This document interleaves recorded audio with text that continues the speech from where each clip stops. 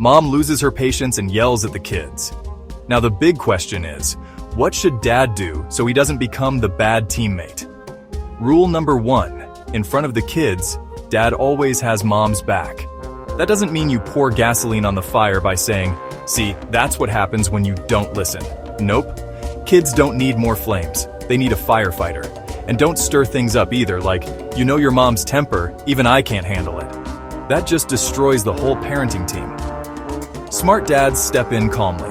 Give the child a hug, accept their feelings, and then explain, "Mom got upset because that behavior wasn't okay. She wants you to grow stronger and better." You're turning criticism into love. Because here's the truth. Love should be unconditional, but behavior must have boundaries. And the strongest families, they don't play good cop, bad cop. They sing in harmony. So what about you? When one parent loses their cool, how do you step in? Do you play firefighter, or do you sometimes add fuel to the fire? Share below. I'd love to hear your take.